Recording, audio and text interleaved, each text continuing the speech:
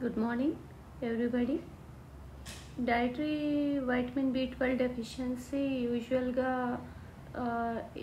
సరిగ్గా B12 absorb అవ్వకపోవడం వల్ల ప్లస్ వెజిటేరియన్స్లో విటమిన్ సప్లిమెంట్స్ తీసుకొని వాళ్ళల్లో వస్తుంది.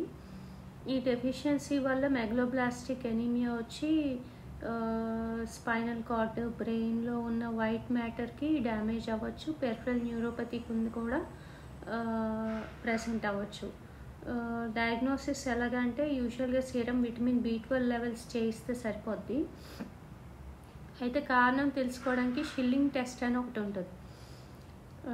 ట్రీట్మెంట్ వచ్చేసి ఓరల్గా తీసుకోవచ్చు, లేకపోతే ఐఎం ఇంజెక్షన్స్ కూడా తీసుకోవచ్చు. B12వి ఫోలిక్ యాసిడ్ యూజ్ చేయకూడదు, ఎందుకంటే ఫోలిక్ యాసిడ్ ఎనీమియాని ఎలివియేట్ చేస్తుంది, ఎగ్జాగరేట్ చేస్తుంది. అండ్ ఆల్సో న్యూరలాజికల్ డెఫిసిట్స్ కూడా ప్రోగ్రెస్ అయిపోతాయి అన్నమాట. సో మనం B12తోనే సప్లిమెంట్ చేయాలి B12 డెఫిషియన్సీ వచ్చినప్పుడు. ఈ B12ని కోబాలమిన్ గ్రూప్ ఆఫ్ కాంపౌండ్స్ అని కూడా అంటాము. అది మిథైల్ కోబాలమిన్ కింద, సైనికో కోబాలమిన్ కింద ఉంటుంది. ఈ కాంపౌండ్స్ ఏంటంటే న్యూక్లిక్ యాసిడ్ మెటబాలిజంని హెల్ప్ చేస్తాయి, మైలిన్ సింథసిస్ రిపేర్ని హెల్ప్ చేస్తాయి అన్నమాట. సో ఇవి నార్మల్ రెడ్ బ్లడ్ సెల్స్ ఫార్మేషన్లో కూడా హెల్ప్ చేస్తాయి, నార్మల్ న్యూరల్ ఫంక్షన్ కూడా హెల్ప్ చేస్తాయి. డైటరీ సోర్సెస్ అనేది యూజువల్గా మీట్లో ఉంటుంది. Beef, pork, organ meats, liver లాంటి ఫుడ్స్లో ఉంటుంది. అండ్ పౌల్ట్రీలో కూడా ఉంటుంది, ఎగ్స్లో, చికెన్లో. So different kinds of meats అన్నమాట. And some kind of fortified cereals అంటారు, వాటిలో కూడా విటమిన్ B12 ఉంటాయి. And milk and milk products, dairy ప్రోడక్ట్స్లో B12 ఉంటుంది. సో వెజిటేరియన్స్ యూజువల్గా ఎగ్ తినచ్చు. ఒకవేళ వెజిటేరియన్స్ అయినా ఎగ్ తినేవాళ్ళు అయితే ఎగ్ తినచ్చు. ప్లస్ డైరీ ప్రోడక్ట్స్ ఏదైనా తీసుకుంటే B12 డెఫిషియన్సీ అంతగా రాదు. అండ్ సీ ఫుడ్లో కూడా ఉంటుంది. సీ ఫుడ్ ఆయిస్టర్స్లో ఉంటుంది, సాల్మన్లో ఉంటుంది, మెక్రెల్లో ఉంటుంది. సో ఇది ఏంటంటే అసిడిక్ ఎన్విరాన్మెంట్, స్టమక్లో ఉన్న అసిడిక్ ఎన్విరాన్మెంట్లో ఈ ఫుడ్ బౌండ్ B12 అనేది రిలీజ్ అవుతుంది. ఇది హ్యాప్టోకోరిన్ అనే ఆర్ ప్రోటీన్కి కాంప్లెక్స్ అవుతుంది. ప్యాంక్రియాస్ కొన్ని ఎంజైమ్స్ రిలీజ్ చేస్తుంది. ఈ ఎంజైమ్స్ ఈ కాంప్లెక్స్ని, ఈ B12 ఆర్ ప్రోటీన్ని స్మాల్ ఇంటెస్టైన్లో క్లీవ్ చేస్తుంది, అంటే విడగొడుతుంది. ఈ విడిపోయిన B12 గ్యాస్ట్రిక్ మ్యూకోసాలో పెరైటల్ సెల్స్లో ఉన్న ఇంట్రిన్సిక్ ఫ్యాక్టర్ ద్వారా అబ్సార్బ్ అవుతుంది. సో అబ్సార్ప్షన్ అనేది టెర్మినల్ ఈలియంలో జరుగుతుంది. సో ఎనీ కైండ్ ఈ గ్యాస్ట్రిక్ మ్యూకోసాలో యాసిడ్ ప్రొడక్షన్ తగ్గిన, ప్యాంక్రియాటిక్ ఎంజైమ్స్ సరిగ్గా పనిచేయకపోయినా, ఇంట్రిన్సిక్ ఫ్యాక్టర్ లేకపోయినా, ఇలియైటిస్ ఉన్నా, లేకపోతే సమ్ ఇలియల్ డిజార్డర్స్ ఉన్నా ఈ విటమిన్ B12 అబ్సార్ప్షన్ ఇంపేర్ అవుతుంది అన్నమాట. B12 అనేది ప్లాస్మాలో ట్రాన్స్కోబాలమిన్స్ 1 and 2కి అటాచ్ అయి ఉంటుంది. సో B12ని టిష్యూస్కి, వేరియస్ ఆర్గన్స్కి వెళ్ళాలి అంటే ట్రాన్స్కోబాలమిన్ 2 హెల్ప్ చేస్తుంది అన్నమాట.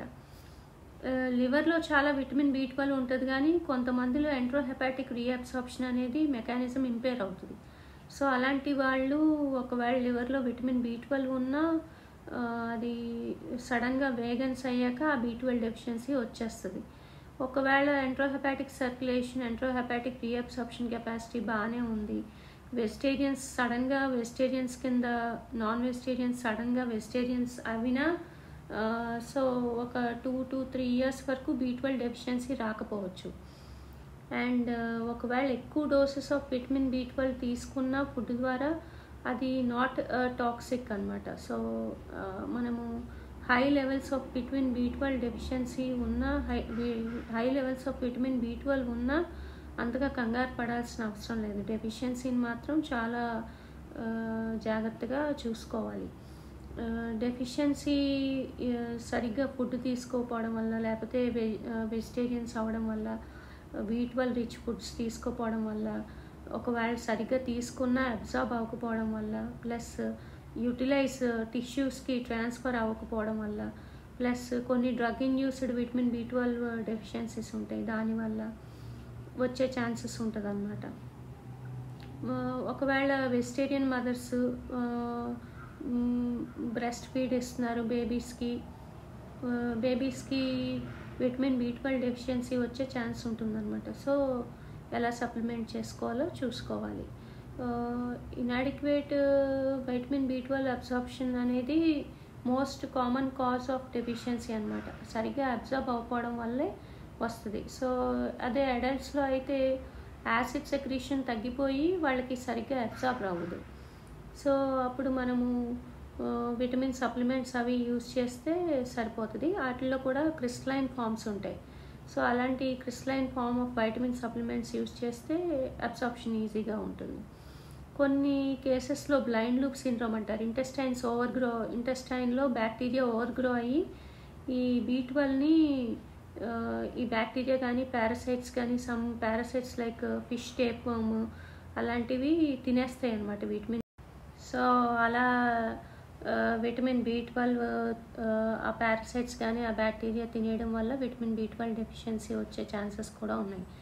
తర్వాత కొన్ని కండిషన్స్లో ఇన్ఫ్లమేటరీ బౌల్ డిజీజ్లో లేకపోతే ఏదైనా సర్జికల్గా ఈలియంని రిమూవ్ చేసిన ఈలియల్ రిసెక్షన్లో అలాంటి కండిషన్స్లో కూడా విటమిన్ B12 అబ్సార్ప్షన్ సరిగ్గా జరగకపోవడం వల్ల విటమిన్ B12 డెఫిషియన్సీ వచ్చే ఛాన్సెస్ ఉన్నాయి. కొన్ని లెస్ కామన్ కాజెస్ ఏంటంటే క్రానిక్ ప్యాంక్రిటైటిస్ కానీ గ్యాస్ట్రిక్ ఆర్ బేరియాటిక్ సర్జరీ కానీ కొన్ని మాల్ అబ్సార్ప్షన్ సిండ్రోమ్స్ కానీ లేదా అడ్వాన్స్డ్ HIV ఇన్ఫెక్షన్ వల్ల కానీ ఈ B12 డెఫిషియన్సీ వచ్చే ఛాన్స్ ఉంది. కొంతమంది యాంటాసిడ్స్ యూజ్ చేస్తారు గ్యాస్ట్రైటిస్కి వాటికి. సో అందులో ఏమవుతుందంటే గ్యాస్ట్రైటిస్ తగ్గుద్ది, కానీ వాళ్ళు స్టమక్లో యాసిడ్ ప్రొడక్షన్ తగ్గిపోయి దానివల్ల B12 డెఫిషియన్సీ వచ్చే ఛాన్స్ ఉంది, B12 సరిగ్గా అబ్సార్బ్ అవ్వకపోవడం వల్ల. డయాబెటీస్ ఉన్న కండిషన్స్లో కొంతమందికి మెట్ఫార్మిన్ ప్రిస్క్రైబ్ చేస్తారు కదా, అప్పుడు కూడా B12 డెఫిషియన్సీ వచ్చే ఛాన్స్ ఉందన్నమాట. ఏదైనా మెడికేషన్ వల్ల విటమిన్ B12 అబ్సార్ప్షన్ తగ్గచ్చు, యూటిలైజేషన్ తగ్గచ్చు. సో దానివల్ల కూడా విటమిన్ B12 డెఫిషియన్సీ వచ్చే ఛాన్స్ ఉంది. కొన్ని కండిషన్స్లో ఆటోఇమ్యూన్ గ్యాస్ట్రైటిస్ ఉన్నప్పుడు, ఆటోఇమ్యూన్ ఎట్రోఫిక్ గ్యాస్ట్రైటిస్ ఉన్నప్పుడు పెర్నిషియస్ ఎనీమియా కూడా రావచ్చు విటమిన్ B12 డెఫిషియన్సీతో పాటు. ఇందులో ఏంటంటే ఇంట్రిన్సిక్ ఫ్యాక్టర్ సరిగ్గా లేకపోవడం వల్ల ఈ పెర్నిషియస్ ఎనీమియా అనేది వస్తుంది. ఎనీమియా గ్రాడ్యువల్గా డెవలప్ అవుతుంది విటమిన్ B12 డెఫిషియన్సీలో. తర్వాత పెరిఫరల్ స్మియర్లోనేమో మెగలోబ్లాస్ట్స్ ఉంటాయి, మెగలోబ్లాస్టిక్ ఎనీమియా అంటారు. లివర్ ఎన్లార్జ్మెంట్ ఉంటుంది, స్ప్లీనిక్ ఎన్లార్జ్మెంట్ ఉంటుంది, సమ్టైమ్స్ గ్యాస్ట్రోఇంటెస్టైనల్ సిమ్టమ్స్ ఉంటాయి, వెయిట్ లాస్ అవ్వచ్చు, తర్వాత ఒక్కోసారి అబ్డామినల్ పెయిన్ కింద రావచ్చు, న్యూరలాజికల్ సిమ్టమ్స్ కూడా ఉంటాయి. ఒక్కోసారి హెమటలాజికల్గా ఏమీ లేకపోయినా న్యూరలాజికల్గా కూడా సిమ్టమ్స్ ఉంటాయి అన్నమాట. సబ్అక్యూట్ కంబైన్డ్ డీజనరేషన్ అంటారు. అదేంటంటే నర్వస్ సిస్టమ్ అంతా డీజనరేటివ్ చేంజెస్ వచ్చేస్తాయి. స్పైనల్ కార్డ్లో, బ్రెయిన్లో, వైట్ మ్యాటర్లో డీజనరేషన్ వచ్చి సమ్టైమ్స్ డిమైలినేటింగ్ లేకపోతే పెరిఫరల్ న్యూరోపతీస్ కూడా ఉండొచ్చు అనమాట. ఎర్లీ స్టేజెస్లో పొజిషన్ వైబ్రేటరీ సెన్స్ అంటారు, అది తేడా వస్తుంది, డిక్రీజ్ అయిపోతాయి ఆ సెన్సెస్. ప్లస్ రిఫ్లెక్సెస్ కూడా డిక్రీస్డ్ రిఫ్లెక్సెస్ ఉంటాయి, మైల్డ్ టు మోడరేట్ వీక్నెస్ ఉంటుంది. తర్వాత స్టాకింగ్ గ్లవ్ ప్యాటర్న్ అంటారు. అంటే మనం గ్లవ్స్ ఎలా వేసుకుంటామో ఆ ప్యాటర్న్లో ఈ డిస్ట్రిబ్యూషన్ ఆఫ్ సిమ్టమ్స్ ఉంటాయి అన్నమాట. కొంతమంది ఈజీగా డిప్రెస్ అయిపోతూ ఉంటారు, కొంతమంది ఈజీగా ఇరిటబుల్ అయిపోతూ ఉంటారు. మెగలోబ్లాస్టిక్ మ్యాడ్నెస్ అంటారు, డెలీరియం, కన్ఫ్యూషన్ వస్తుంది కొంతమందికి. అడ్వాన్స్డ్ కేసెస్లో పోస్చరల్ హైపోటెన్షన్ కూడా ఉంటుంది. సో అల్జీమర్స్ డిజీజ్ ఉంటే దానివల్ల వచ్చిన మెమరీ లాస్ లేదా దానివల్ల వచ్చిన కన్ఫ్యూషనో ఈ విటమిన్ B12 డెఫిషియన్సీ వల్ల వచ్చిన కన్ఫ్యూషనో మేకౌట్ చేయడం చాలా కష్టం అనమాట. సో డిఫరెన్షియేట్ చేయడం కష్టం అవుతుంది డెమెన్షియా ఉన్న కండిషన్స్లో.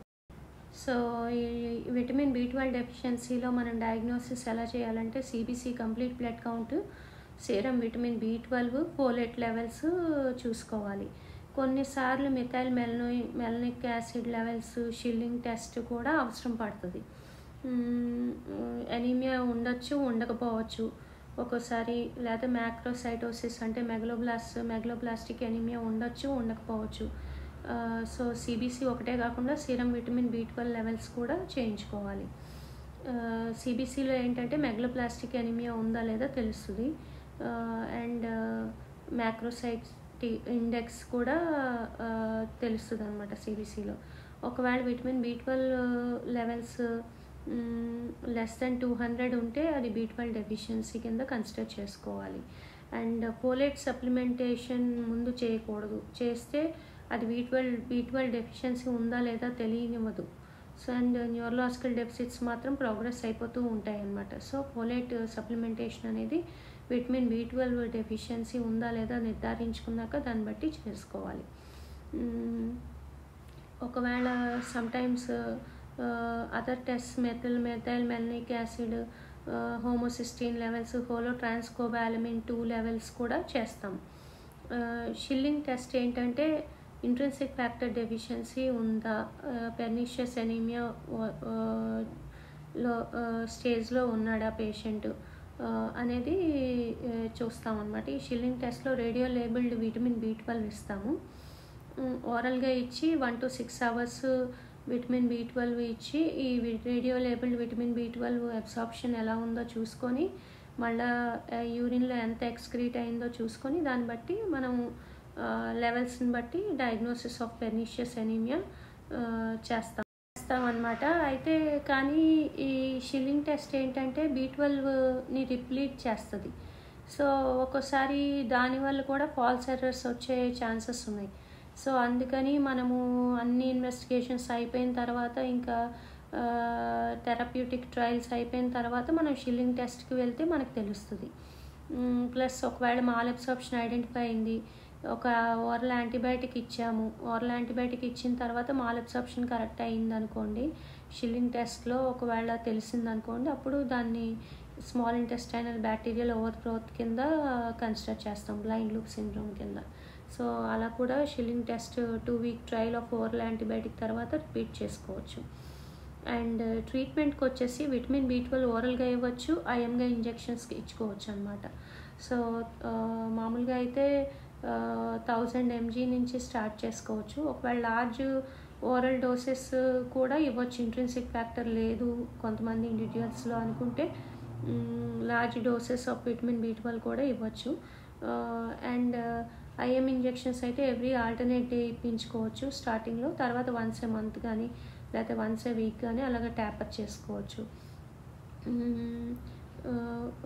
సపోజ్ కొంతమందిలో ఏంటంటే న్యూరాలజీ సిమ్టమ్స్ తగ్గిపోతాయి, విటమిన్ B12 డెఫిషియన్సీ ఉండి మనం ఇంజెక్షన్స్ ఇచ్చిన తర్వాత న్యూరాలజీ సిమ్టమ్స్ తగ్గుతాయి.